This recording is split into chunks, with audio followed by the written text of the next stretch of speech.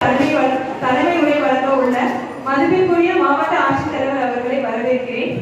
தேசிய பெண் குழந்தை தினத்தை முன்னிட்டு நடைபெறவுள்ள போட்டியில் வெற்றி பெற்ற பள்ளி மாணவர்களுக்கும் பரிசு வழங்கி இந்நிகழ்ச்சியை சிறப்பிக்க உள்ள மாண்புமிகு சமூக நலன் மற்றும் மகளிர் உரிமைத்துறை அமைச்சர் அவர்களை வருக என வரவேற்கிறேன்.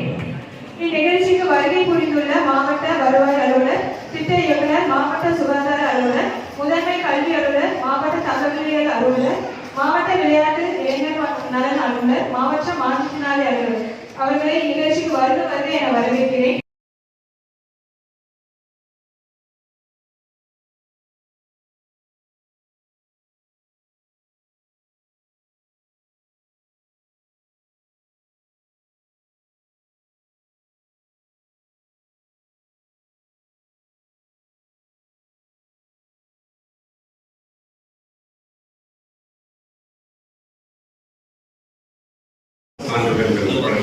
மற்றும் சுயஉதவி குழு நிதி கல்வி அறிவு பயிற்சி ஆகியவை இந்த நிகழ்வுகள் குறிப்பாக இந்த நிதி கல்வி அறிவு குறித்த பினான்சியல் லிட்டரசி குறித்த பயிற்சியை வழங்குவதற்காக மத்திய மற்றும் மாநில திட்டங்களை குறித்து உரையாடுவதற்காக பல்வேறு வங்கியாளர்கள் மற்றும் பயிற்சியாளர்கள் வருகை கொண்டிருக்கிறார்கள்.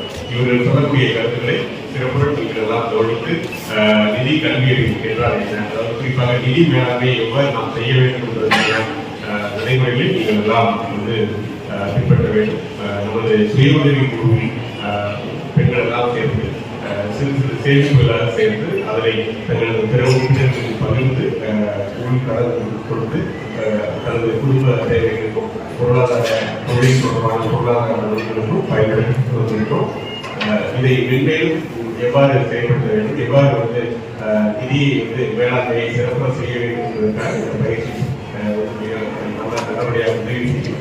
பினான்சியல் லிட்டரசி குறித்து நமது மாநிலத்தில் பெண்களுக்கு அதிக அளவுக்கு இதில் தகவல் தெரிஞ்சிருக்குமா அப்படிங்கிறது தெரியல. ஆனால் நமது மரபு சார்ந்து நமது ஒவ்வொரு வீட்டிலும் பெண்கள் சிறு அளவுக்கான தொகையை சேகரிக்க வைக்கிறது. குடும்ப சூழ்நிலையில் எப்போதாவது சிரமம் ஏற்படுகிற பொழுது அந்த தொகையையோ அல்லது அந்த நகையையோ குடும்ப தேவைகளுக்கு பயன்படுத்தக்கூடிய மரபு நம்மிடம் இருக்கிறது. இதை எவ்வாறு ஒரு மாடர்ன் சென்ஸ்ல எவ்வாறு நமது நிதியை மேலாண்மை செய்ய வேண்டும் என்பதை உங்களுக்கு சொல்லித் தருவார்கள், பயிற்சி அளிப்பார்கள். நான் ஒரே ஒரு விஷயத்தை மட்டும் சொல்லிக்கொள்ள விரும்புகிறேன். நாம் நமது இயல்பான வருமான ஈட்டும் காலத்தில் ஒரு சிறு தொகையாவது முதலீடு செய்து சேமித்து முதலீடு செய்து அதனை பாதுகாக்க வேண்டும் என்ற ஒரு உணர்வு எல்லாருக்கும் இருக்க வேண்டும். பாதுகாப்பு நலன் மற்றும் அவர்களை பாதுகாக்கக்கூடிய சட்டத்தை செயல்படுத்தும் ஒரு துறையாக செயல்பட்டு வருகிறது. அதில் இந்த பெண் குழந்தைகளை காப்போம் கற்பிப்போம் என்பது நம்முடைய முதலமைச்சர் மாண்பு தளபதியார் அவர்கள் நமக்கு கண்கூடா தெரியும். பெண்களுக்காக அத்துணை திட்டங்களை நிறைவேற்றி வருகிறார்கள். பெண்கள் மற்றும் குழந்தைகளுக்கு அத்துணை முக்கியத்துவம் வழங்கி வருகிறார்கள். பெண்களின் நலனுக்காக மகளிர் உரிமை தொகை மாதம் 1000 ரூபாய் வழங்கும் திட்டம், கல்லூரி படிக்கும் பெண்களுக்காக புதுமைப்பெண் திட்டம், அதுபோல கல்லூரி படிக்கும் அந்த மாணவர்களுக்காக தமிழ் புதல்வன் திட்டம், அதுபோல் நம்முடைய பெண் குழந்தைகளுடைய பாதுகாப்பிற்காக இப்பொழுது காவல்துறையா இருந்தாலும் கல்வித்துறை, காவல்துறை, சமூகத்துறை இணைந்து எல்லா பெண்களுக்குமே அந்த மாணவிகளுக்கு விழிப்புணர்வு ஏற்படுத்தி வருகிறது. உதவியங்கள் 10-9 பற்றியும் 10-9 எல்லா மாணவிகளுக்கும் தெரியும் நினைக்கிறேன். குழந்தைகளுக்கான உதவி எண், பெண்களுக்கான உதவி எண் 181. அதே போல சைபர் கிரைம், இப்ப புதியதாக போன் மூலம் மிரட்டுறது, பணம் பறிக்கிறதுங்கிற மாதிரி ஒரு புகார் இருக்கு. அதுக்கு 1930. இந்த உதவி எண்களை எல்லாம் முறையாக நம்முடைய முதலமைச்சர் அவர்கள் முறையாக செயல்பட வேண்டும். 24 நேரம் உதவி செய்யப்பட வேண்டும்.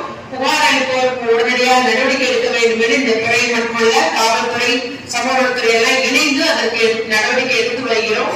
ஆகவே நம்முடைய பெண்களுக்கு பாதுகாப்பான ஒரு அதிக பாதுகாப்பு வழங்கணும். ஏன்னா இப்ப நிறைய பெண்கள் இந்தியாவிலேயே அதிக அளவு பெண்கள் பணிபுரியும் மாநிலம் தமிழ்நாடு தான். கிட்டத்தட்ட 41% பெண்கள் உழைக்கிறார்கள். அவங்க மாத சம்பளமா இருக்கலாம், இல்ல அவங்களுடைய சொந்த விவசாய நிலமா இருக்கலாம். ஏதோ பெண்கள் வேலைக்கு போவது அதிக 41% அதிகம் இருக்கிறது நம்முடைய மாநிலம் தான்.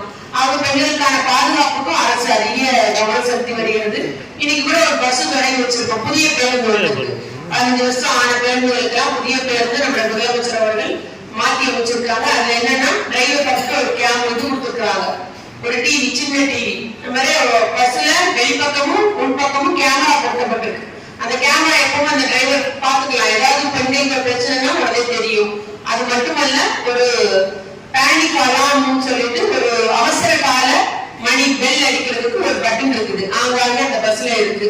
பெண்களுக்கு யாராவது உங்களுக்கு இடைஞ்சல் பண்றாங்க, துன்புறுத்தினா அந்த பட்டன் அமுக்குறீங்கன்னா அது உடனடியா நமக்கு வந்து அந்த நடவடிக்கை எடுக்கப்படும். மற்றவங்க கவனத்தை ஈர்த்து நம்முடைய பாதுகாப்புக்கு உறுதி செய்யக்கூடியதாக இன்னைக்கு புது பேருந்துல இது வச்சிருக்காங்க. அதே போல ஜிபிஎஸ் கருவியும் அந்த பேருந்துல பொருத்தப்பட்டுள்ளது. இவ்வாறு நம்ம என்ன நடவடிக்கை எடுத்தாலும் முதலமைச்சர் அவர்கள் பெண்கள் மற்றும் குழந்தைகள் பாதுகாப்புக்கு முக்கியத்துவம் கொடுத்து வருகிறார்கள் என்பதை நான் இங்கு கூறிக்கொள்ள விரும்புகிறேன். அவர்கள் வந்திருக்க எல்லாருமே பெண் குழந்தை பெற்றவங்களுக்கு என்னுடைய வாழ்த்துக்கள். ஏன்னா நிச்சயமா உள்ள உங்களை கேரளத்துல பிள்ளையா இருக்கும். ஆண்கள் கூட அப்படி சொல்ல முடியாது. பெண்களே நிச்சயமா தான் தாய் தகப்பனை பார்க்கவும் கண்ட்ரோல் வச்சு பார்க்கின்றது எந்த ஒரு ஐயப்பாடுகளே. ஆகவே நம்ம பெருமை கொள்ளவும் நிச்சயமா பெண் குழந்தைகள் ஆண் குழந்தை சமமா வளர்ந்த 2 பேருக்கும் ஆண் குழந்தைகளுக்கு பெண்களை மதிக்க சொல்லித்தர வேண்டும். பெண் குழந்தைகளை நீயும் சமமா இருக்கணும், படிக்கணும், தைரியமா இருக்கணும். அந்த தைரியத்தை ஊட்டி நம்ம வளர்த்திட வேண்டும். அது போல எப்போதும் சொல்லுவாங்க இல்லையா, ஒரு பாதுகாப்பான தொடுதல்ங்கிற வார்த்தை நம்ம எல்லாருமே சொல்லிட்டு வர்றோம். அதாவது சேஃப் டச்ன்றது எல்லா பிள்ளைங்களுக்கும் சொல்லி தரோம். பேட் டச் குட் டச் இல்லாம யாரு நம்ம வந்து யாரோட உறவினராக இருந்தாலும் அந்நியராக இருந்தாலும் ஆண்கள் தொடும்போது எது சேஃபானது என்பது அவங்க பிள்ளைங்களுக்கு நீங்க சொல்லிக் கொடுங்க.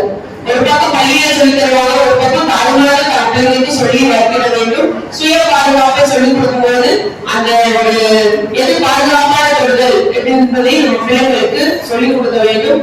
அதுபோல எந்த ஒரு பிரச்சனைனாலும் தாய்கிட்ட வந்து சொல்ற அளவுக்கு பிள்ளைங்களோட நல்ல ஒரு ரிலேஷன்ஷிப் வச்சுக்கோங்க, நல்ல உறவு முறை. இதெல்லாம் தாய்கிட்ட வந்து சொல்லுவது பிள்ளை ஒரு வயசுக்கு வந்த பிள்ளை தாயை தன்னுடைய கோழி போல பழகும்போது அவங்களுடைய உணவை ஒரு ஊட்டிட வேண்டும். அவங்க சொல்ற அளவுக்கு அவனுக்கு என்னன்னா அவங்க வீட்டுல ஃப்ரீடம் இல்லையா, ஃப்ரீடமா தான் இருக்கியா, நல்லது. அவங்க வீட்டுல ரொம்ப ஃப்ரீடம், அம்மா எல்லாம் பேசுறாங்க. அவன் அந்த மாதிரி தாயிட்ட சொல்லக்கூடிய ஒரு அந்த உறவு முறையை மெயின்டைன் பண்ணணும். பிள்ளைங்க சொல்லிக் கொடுக்கணும். என்கிட்ட சொல்ல உனக்கு ஒரு மாதிரி இருந்தா உன் டீச்சர் சொல்லு, இல்லைன்னா அத்தைகிட்ட சொல்லுன்ற மாதிரி பிள்ளைங்களுக்கு நம்ம அந்த பாதுகாப்பின் உள்கட்டமாக எந்த ஒரு தவறு இழைக்கப்பட்டால் கேள்வி செய்யறாங்க, இல்ல பிள்ளைங்க சும்மா போன் பண்ணி டார்ச்சர் பண்றாங்க, என்னன்னாலும் உடனடியா வெளியே வந்து புகார் கொடுக்கிற ஒரு தைரியத்தை நம்ம பிள்ளைங்களுக்கு ஊட்டி விட வேண்டும். இப்போ முதலமைச்சர் வந்தப்பறம் என்னன்னா புகார் சொல்லுங்க அப்படின்றத விழிப்புணர்வு பண்றதுனால இப்ப நிறைய புகார்கள் வந்து வெளியில வந்து எல்லாருமே புகார் தெரிவிக்கப்பட்டு வருகிறது.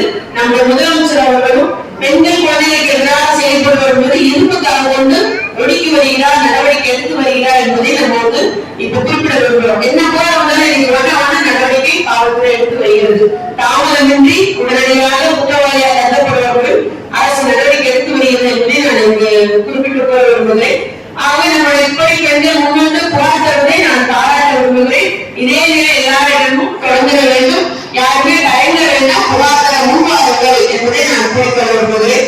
அதுபோல இன்னைக்கு ஒரு ட்ரைனிங் கொடுத்தாங்க, மாஜி தலைவர் தெளிவா பேசினாங்க இல்லையா, பெண்கள் எந்த கடமை இருந்தாலும் முன்னால சொல்றீங்க. நிச்சயமா நம்ம தேவைப்பட்டால் மட்டும் மிகவும் நமக்கு எமர்ஜென்சி கடன் வேணும்னா மட்டும் வாங்குங்க. இந்த காம்பவுண்ட் இன்ட்ரெஸ்ட் பத்தி பேசினாங்க இல்லையா, வட்டி பேசுவது அதுதான். வட்டிக்கு வட்டி போடுறதுன்னு சொல்லிட்டு நம்மளுடைய முழு முதலுமே முழு உழைப்புமே சொல்லப்படுகிறது. யாரும் இப்பதான் தனியார் மைக்ரோ பினான்ஸ் கார்பரேஷன்ஸ் நிறைய அது வந்திருக்குது. எவ்வளவு கடன் தர முன்னோர்களாக நம்ம போன்லயே வந்தீங்கன்னா கடன் வேணுமா அப்படின்னு வந்துட்டே இருக்கு விளம்பரம். நான் தயவு செய்து அந்த ஒரு இதுல மாட்டிடாதீங்க. சிந்திச்சு தேவைப்பட்டா மட்டும் கடன் வாங்கணும். அதுதான் நிதி மேலாண்மைன்றது. குறிப்பா நம்ம ஷாப்பிங் போனா கை 1000 எடுத்துட்டு போனா நிறுவனத்துக்கு வாங்க ஒரு பொருள் 1300 ரூபாய்க்கு வாங்கிடும் இல்லையா. அப்புறம் எந்த பொருள் கிடைக்கும் கிடைக்கும். அது நம்மளுடைய ஷாப்பிங்கிறது நமக்கு ஆகி மாறி. அதனால அப்படி இல்லை, தேவையிலிருந்து நம்ம செலவழிக்க வேண்டும், சேமிப்பும் பண்ண வேண்டும். அதுதான் நிதி நிர்வாகம். பொதுவாகவே பெண்களுக்கு நிதி நிர்வாகம் தெரியாது, நிதி மேலாண்மை தெரியாதுன்ற ஒரு பேச்சு இருக்கிறது. எல்லாரும் தெரியும் நமக்கு, நம்ம தான் நிர்வாகம் பண்றோம் இல்லையா, எல்லாம் ஒழிச்சு வச்சு சேமிக்கிறதே நம்ம தான். வீட்டுக்காரங்க ஃபுல்லா செலவழிச்சிருவாங்க, ஆனா சேமிக்கிறது நம்ம தான். இருந்தாலும் இன்னும் தெளிவாக நம்ம சேமிக்கிறது வேண்டும் என்பதுதான் இன்னைக்கு கொடுக்கிற அந்த பயிற்சி உங்களுக்கு வழங்கப்படுகிறது.